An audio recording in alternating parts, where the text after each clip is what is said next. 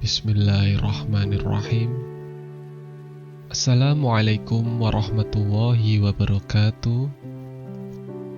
Alhamdulillahirabbil alamin, wassalatu wassalamu ala asrafil anbiya'i wal mursalin wa ala alihi wa sahbihi ajmain. Amma ba'd. Segala puji bagi Allah sang penguasa alam semesta. Semoga sholawat serta keselamatan tercurahkan selalu kepada Nabi dan Rasul termulia, beserta keluarga dan sahabat-sahabatnya semuanya. Saudara-saudariku sekalian, pemirsa dimanapun Anda berada, pada kesempatan yang sebelumnya kita telah mempelajari tentang masa sebelum Nabi Adam diciptakan, awal mula proses penciptaan Nabi Adam, peniupan ruh Nabi Adam, ilmu pengetahuan untuk Nabi Adam, dan penciptaan Hawa untuk mendampingi Nabi Adam. Pada kesempatan kali ini, kita akan melanjutkan pembelajaran kita tentang turunnya Nabi Adam ke bumi. Kemudian Nabi Adam dan Hawa pun diturunkan ke bumi beserta iblis secara terpisah. Nabi Adam diturunkan di sekitaran India bersama Hajar Aswad, Hawa diturunkan di Jeddah, dan iblis di Dasti Maisan beberapa mil dari kota Basrah, Irak. Kemudian Jibril menemui Hawa dengan membawa kibas atau sejenis domba dari surga. Dia potong bulunya, kemudian dia serahkan bulu tersebut kepada Hawa, dan dia ajarkan Hawa bagaimana cara memintal wol. Setelah melihatnya, Hawa bisa memintalnya, lalu Jibril mengajarkan kepada Hawa bagaimana cara menenunnya. Ditenunnya wol itu sehingga menjadi sebuah mantel, dan hasil mantelnya dibawa oleh Jibril pergi kepada Adam dan dipakaikan kepadanya untuk menutup badannya. Jibril tidak mengatakan bahwa mantel tersebut buatan Hawa. Tentang makanan pertama yang dimakan oleh Nabi Adam di muka bumi, ketika itu malaikat Jibril mengajarkan kepadanya bagaimana cara mengolah tanah, dan setelah diajari, mulailah Nabi Adam membajak tanah. Kemudian Jibril membawakan segenggam benih gandum dan mengajarkan bagaimana cara menanamnya. Setelah tahu, mulailah Nabi Adam menanamnya. Ketika Nabi Adam sedang sibuk membajak tanah, tiba-tiba salah satu dari dua kerbau diam. Nabi Adam alaihissalam memukulnya dengan pecut yang ada di genggaman tangannya. Ia berbicara kepada Adam, "Mengapa engkau memukulku?" Adam menjawab, "Karena engkau membangkang kepadaku." Dengan tenang kerbau itu berkata kepada Adam, "Betapa lembutnya Allah kepadamu karena Dia tidak memukulmu ketika engkau membangkang kepadanya." Akibat omongan kerbau ini, Nabi Adam alaihissalam menangis seraya berkata, "Wahai Tuhanku, benda-benda mengejekku hingga binatang-binatang sekalipun." Atas kejadian ini, Allah menyuruh Jibril untuk mengusap lisan binatang agar tidak bisa berbicara. Dahulunya, sebelum Nabi Adam alaihissalam diturunkan ke bumi, binatang-binatang bisa berbicara.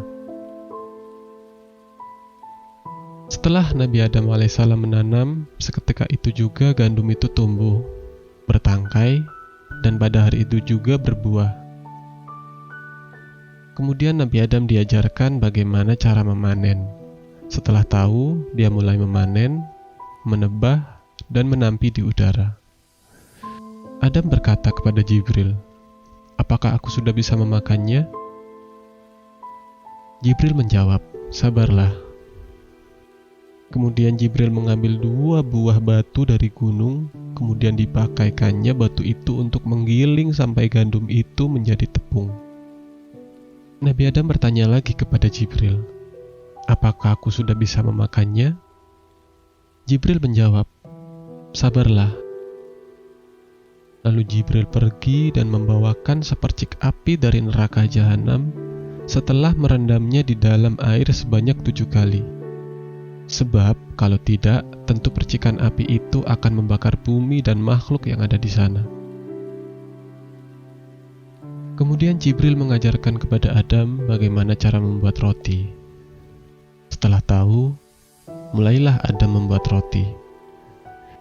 Lalu Adam bertanya kepada Jibril, "Apakah aku sudah bisa memakannya?"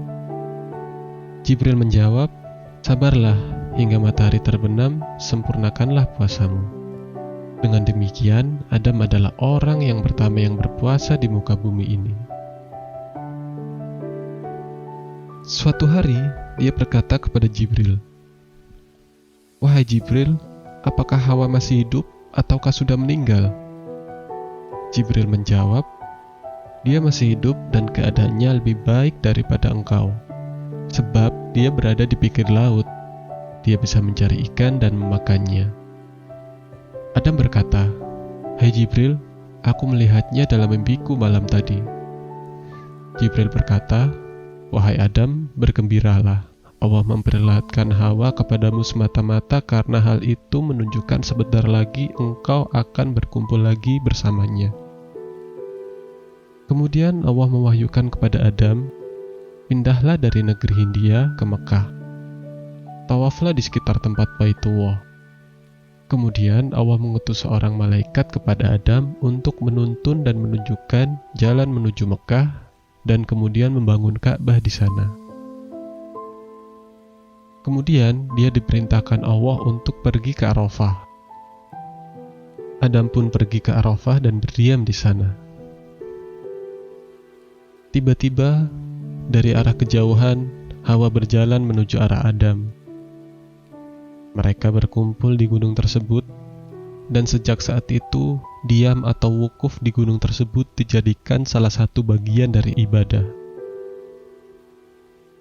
Tempat tersebut diberi nama Arafah karena Adam dan Hawa saling mengenal di tempat itu. Setelah mereka bertemu, kemudian mereka pergi ke Syria. Perihal keturunan Nabi Adam, disebutkan bahwa setiap kali Hawa mengandung, ia melahirkan bayi kembar, satu laki-laki dan satu perempuan, yang jumlahnya ada 40 orang, yang terdiri dari 20 laki-laki dan 20 perempuan. Keturunan pertama mereka yang laki-laki diberi nama Habil, dan yang wanita diberi nama Layutha. Selanjutnya Hawa mengandung untuk kedua kalinya. Dari kandungan ini, dia melahirkan anak laki-laki yang diberi nama Qabil dan anak perempuan yang diberi nama Iklimah. Setelah Habil tumbuh besar, dia diserahi tanggung jawab oleh Adam untuk mengurusi peternakan, sedangkan urusan pertanian diserahkan kepada Qabil. Kemudian Allah mewahyukan kepada Adam untuk mengawinkan Iklimah dengan Habil dan Layutha dengan Qabil. Akan tetapi, Qabil menolak untuk menikah dengan Layutha. Dia berkata, "Aku tidak akan kawin kecuali dengan Iklimah, karena dia dilahirkan bersamaku dalam satu kandungan. Aku lebih mencintainya daripada saudara sekandung Habil." Pada waktu itu, menikahi saudara perempuan itu diperbolehkan untuk memperbanyak keturunan. Atas perkataan ini, Adam berkata, "Wahai anakku, janganlah engkau menentang Allah dalam urusan yang telah diperintahkan olehnya kepadaku." Qabil berkata, "Aku tidak akan membiarkan saudara laki-lakiku untuk mengambil Iklimah sebagai istrinya." Maka Adam berkata, "Pergilah engkau bersama saudara laki-lakimu Habil, lalu persembahkanlah kurban kepada Allah. Kurbankanlah barang yang terbaik yang ada pada kalian. Kemudian kalian diam dan tunggulah. Siapa yang kurbannya diterima, dialah yang paling berhak mendapatkan Iklimah." Maka keduanya setuju dan mereka berdua pun pergi menuju Mekah. Sesampainya di sana, mereka berdua naik ke gunung yang ada di sana. Habil mengorbankan domba yang paling bagus, sementara Qabil mengorbankan gandum yang paling jelek, tidak layak, yang jika diberikan kepada hewan pun, hewan itu tidak akan mau memakannya. Qabil dan Habil diam dan menunggu apa yang akan terjadi kepada mereka. Tidak lama kemudian, dari langit turun awan putih. Awan tersebut mendekati kurban dari Qabil, tetapi kemudian berpaling darinya. Lalu ia condong kepada kurban dari saudaranya Habil. Selanjutnya, awan itu mengambil kurban Habil tersebut, lalu naik membawanya ke langit. Seperti yang tercantum pada surat Al-Maidah, surat ke-5 ayat ke-27, Watlu alaihim naba'a ibnai Adam bilhaq. Ceritakanlah kepada mereka kisah kedua putra Adam, Habil dan Qabil, menurut yang sebenarnya. إِذْ قَرَّبَا قُرْبَانًا فَتُقُبِّلَ مِنْ أَحَدِهِمَا وَلَمْ يُتَقَبَّلْ مِنَ الْآخَرِ. Ketika keduanya mempersembahkan kurban, maka diterima dari salah seorang dari mereka berdua, yaitu Habil, dan tidak diterima dari yang lain, yaitu Qabil. Qala la'aqtulannak. Ia berkata, Qabil, aku pasti akan membunuhmu. Qala innama yataqabbalu Allahu minal muttaqin. Berkata Habil, sesungguhnya Allah hanya menerima kurban dari orang yang bertakwa. Qabil menghampiri Habil, kemudian berkata, kurban persembahanmu diterima sedangkan persembahanku tidak. Syaitan pun membisikkan untuk membunuh Habil, sehingga Qabil pun yang semakin meninggi amarahnya berkata, aku akan membunuhmu. Rasulullah SAW bersabda, apabila dua orang muslim berhadapan dengan memegang pedang, mereka berkelahi, maka orang yang membunuh dan orang yang terbunuh sama-sama akan masuk neraka. Hadis riwayat Bukhari nomor 31. Ini dikarenakan mereka bersama-sama berniat dan berusaha untuk membunuh lawannya. Namun Habil tidak. Dia tidak ingin melawan, menunjukkan sifatnya yang mulia. Ia ingin mencegah Qabil agar Qabil mengurungkan niatnya dan tidak ingin membalas perbuatannya. Meskipun sesungguhnya Habil adalah saudara yang lebih kuat daripada Qabil. Diriwayatkan oleh Ibnu Abbas radhiyallahu anhu, demi Allah, anak Adam yang terbunuh, yakni Habil, adalah yang paling kuat di antara keduanya. Namun akhlaknya mencegah ia dari perbuatan yang tidak baik, membunuh saudaranya sendiri. Kisah ini diriwayatkan dalam Al-Quran pada surat Al-Maidah ayat ke-28 sampai ke-30. لَئِن بَسَطتَ إِلَيَّ يَدَكَ لِيَقْتُلَنِي مَا أَنَا بِبَاسِطٍ يَدِيَ إِلَيْكَ لِأَقْتُلَكَ. Sungguh kalau kamu menggerakkan tanganmu kepadaku untuk membunuhku, aku sekali-kali tidak akan menggerakkan tanganku kepadamu untuk membunuhmu. Inni akhafu Allah Rabbal Alamin. Sesungguhnya aku takut kepada Allah, Tuhan seru sekalian alam. Inni uridu an tabu'a bi ithmi wa ithmika fatakuna min ashabin nar. Sesungguhnya aku ingin agar kamu kembali dengan membawa dosa membunuhku dan dosamu sendiri. Wa dzalika jazaa'udz zalimin. Maka kamu akan menjadi penghuni neraka, dan yang demikian itulah pembalasan bagi orang-orang yang zalim. Fatawwa'at lahu nafsuhu qatla akhihi faqatalahu fa'asbaha minal khasirin. Maka hawa nafsu Qabil menjadikannya menganggap mudah membunuh saudaranya. Sebab itu dibunuhnyalah, maka jadilah ia seorang di antara orang-orang yang merugi. Pembunuhan Habil terjadi ketika suatu hari, ketika Habil mengembala kambing-kambingnya, kemudian ia tertidur di suatu gua. Qabil pun memukul Habil dengan sebuah batu. Menurut keterangan beberapa ulama, tempat terbunuhnya Habil adalah di Gunung Qasyun di wilayah Damaskus, tepatnya di sebuah gua yang dinamakan Gardam atau Gua Darah. Wallahu a'lam. Ketika itu dia berumur 20 tahun. Setelah membunuh Habil, Qabil bingung harus diapakan saudaranya itu. Kemudian mayat Habil dia masukkan ke dalam sebuah wadah atau sejenis kantong dan dia pikul di atas pundaknya dan dibawa berkeliling ke berbagai tempat. Ketika itu, binatang-binatang buas dan burung berkeliling di sekitarnya, menunggu kapan dia meninggalkannya untuk memakannya. Sampai akhirnya Allah mengutus 2 ekor burung gagak kepada Qabil. Salah satu dari 2 gagak itu membunuh yang lainnya. Setelah membunuhnya, gagak yang membunuh menggali tanah dengan paruh dan cakarnya. Lalu kawannya yang terbunuh, ia letakkan dalam lubang galian tersebut, dan kemudian ditimbun kembali dengan tanah. Seperti yang tercantum pada surat Al-Maidah surat ke-5 ayat ke-31, فَبَعَثَ اللَّهُ غُرَابًا يَبْحَثُ فِي الْأَرْضِ لِيُرِيَهُ كَيْفَ يُوَارِي سَوْءَةَ أَخِيهِ. Kemudian Allah menyuruh seekor burung gagak menggali-gali bumi untuk memperlihatkan kepadanya, Qabil, bagaimana seharusnya menguburkan mayat saudaranya.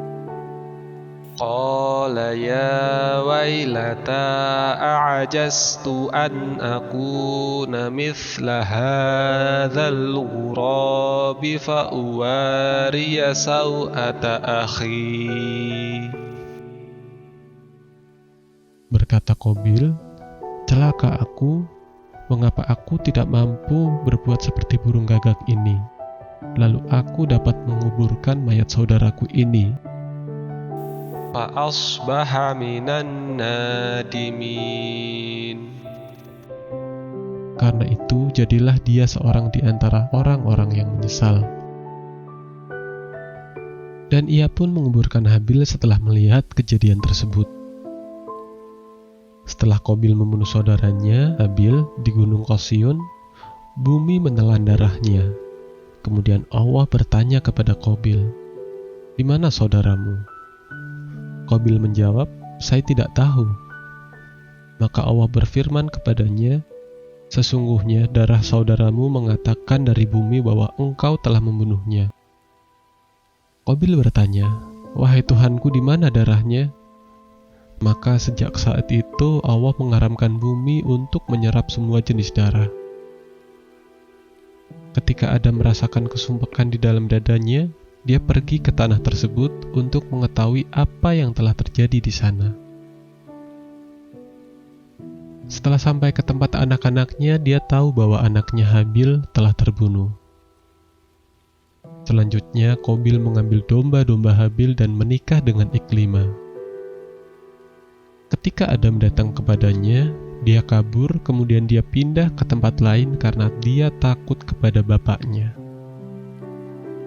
Ibnu Abbas radhiyallahu anhu mengatakan, setelah Adam merasa yakin anaknya telah terbunuh, dia menangis, begitu pula Hawa, dan keturunan Nabi Adam alaihissalam pun terpecah menjadi 2. Nabi Adam alaihissalam sangat sedih sepeninggalannya Habil yang baik. Allah yang tidak ingin Nabi Adam sedih berkepanjangan, kemudian Allah pun mengaruniakan Syits sebagai anak pengganti Habil. Nama Syits yang berarti ditunjuk atau hadiah. Syits dilahirkan ketika Nabi Adam alaihissalam berusia 930 tahun. Ketika Hawa mengandung anak itu, kandungannya tidak terasa berat dan dia melahirkan tidak merasa payah. Hawa melahirkan Syits setelah 100 tahun terjadinya pembunuhan Qabil terhadap Habil. Sebelum Nabi Adam alaihissalam wafat, ia menunjuk Syits sebagai penerus Nabi Adam untuk memimpin umat manusia. Nabi Adam menunjuk Syits karena ia memiliki kelebihan dari segi ilmu, kecerdasan, ketakwaan, dan juga berbakti.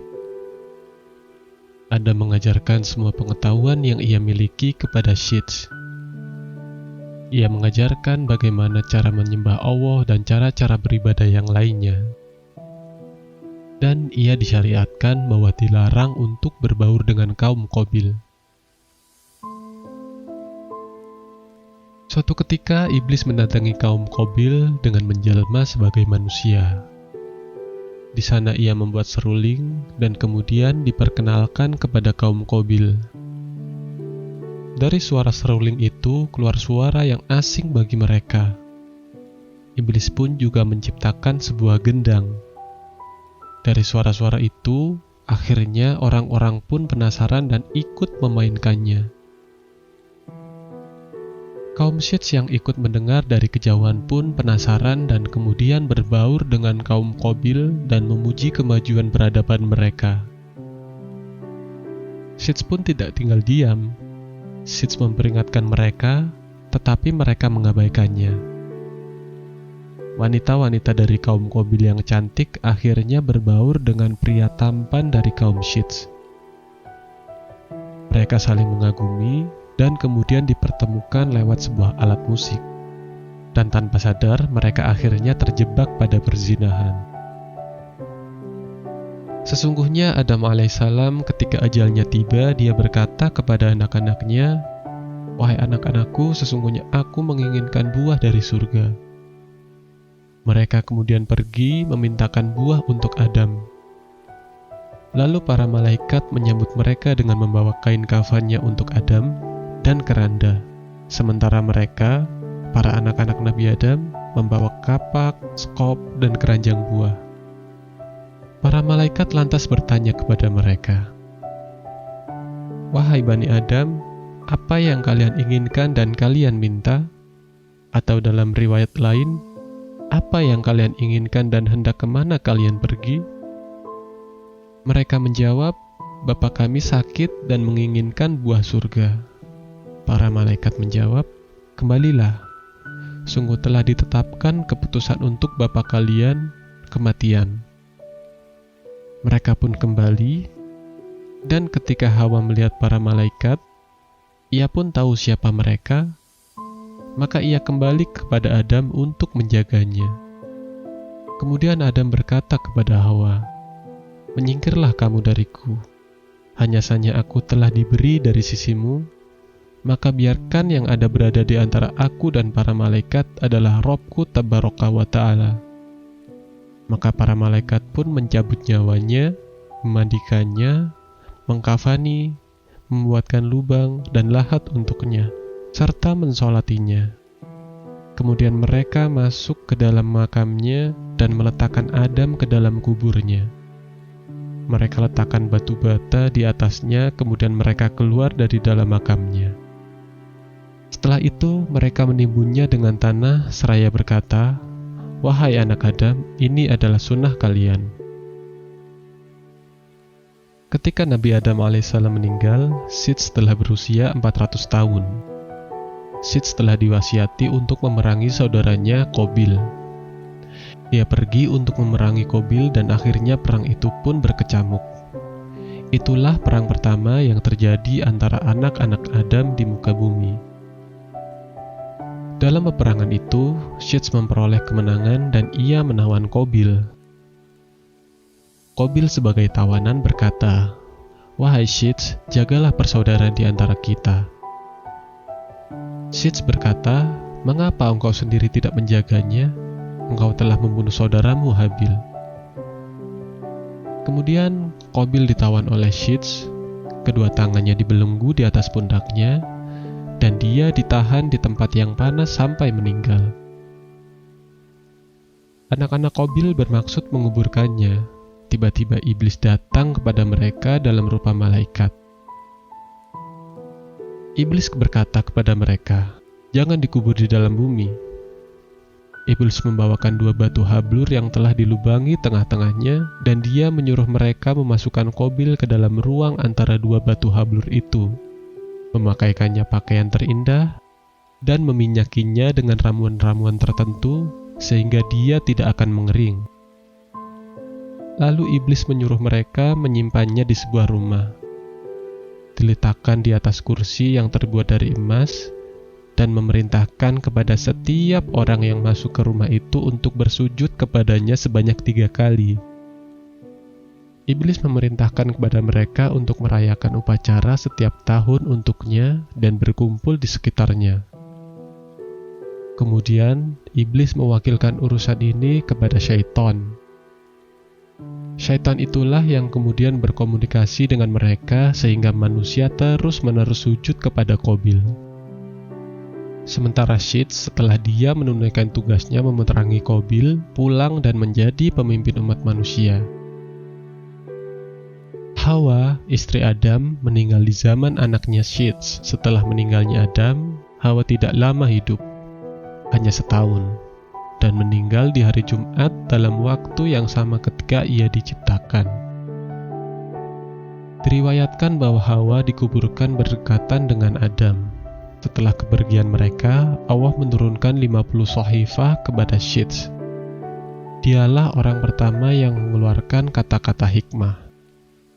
Dialah yang pertama kali melakukan transaksi dengan emas dan perak, dan orang pertama yang memperkenalkan jual beli, membuat timbangan dan takaran, dan dialah orang pertama yang menggali barang tambang dari dalam bumi. Selanjutnya, Syed mempunyai seorang anak laki-laki yang diberi nama Anushi. Ketika Syed sudah tua dan tahu bahwa ajalnya sudah dekat, maka suhufnya pun diturunkan kepada anaknya, dan Syed pun meninggal dunia dalam umur 900 tahun. Setelah Syed meninggal, dia digantikan oleh anaknya Anushi untuk memimpin umat manusia. Anushi berperilaku baik dan memutuskan dengan benar. Kemudian ia menikah dengan seorang wanita yang kemudian mengandung seorang anak. Dan anak tersebut diberi nama Qainan. Sama seperti sebelumnya, ketika Anushi merasa ajalnya sudah dekat, suhufnya pun diturunkan kepada anaknya Qainan. Dan setelah Anushi meninggal, Qainan pun menggantikan bapaknya untuk memimpin umat manusia.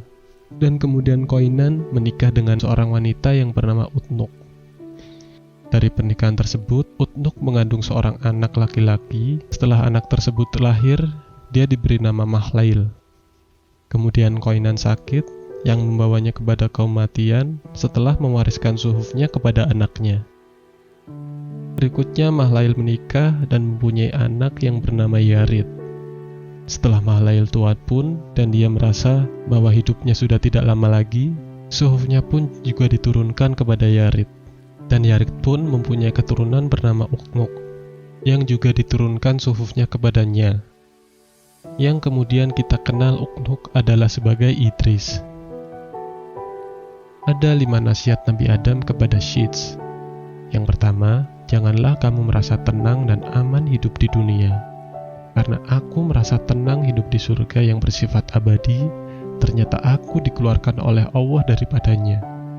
Yang kedua, janganlah kamu bertindak menurut kemauan hawa istri-istri kamu, karena aku bertindak menurut kesenangan hawa istriku, sehingga aku memakan pohon terlarang, lalu aku menjadi menyesal. Yang ketiga, setiap perbuatan yang kamu lakukan, renungkan terlebih dahulu akibat yang akan ditimbulkan. Seandainya aku merenungkan akibat suatu perkara, tentu aku tidak tertimpa musibah seperti ini. Yang keempat, ketika hati kamu merasakan kegamangan atas sesuatu, maka tinggalkanlah ia. Karena ketika aku hendak memakan pohon terlarang, hatiku merasa gamang tetapi aku tidak menghiraukannya, sehingga aku benar-benar menemui penyesalan. Yang kelima, bermusyawarahlah mengenai suatu perkara. Karena seandainya aku bermusyawarah dengan para malaikat, tentu aku tidak akan tertimpa musibah. Demikianlah pembelajaran kita pada kesempatan kali ini. Insya Allah kita akan melanjutkan pembelajaran kita pada kesempatan mendatang. Wassalamualaikum warahmatullahi wabarakatuh.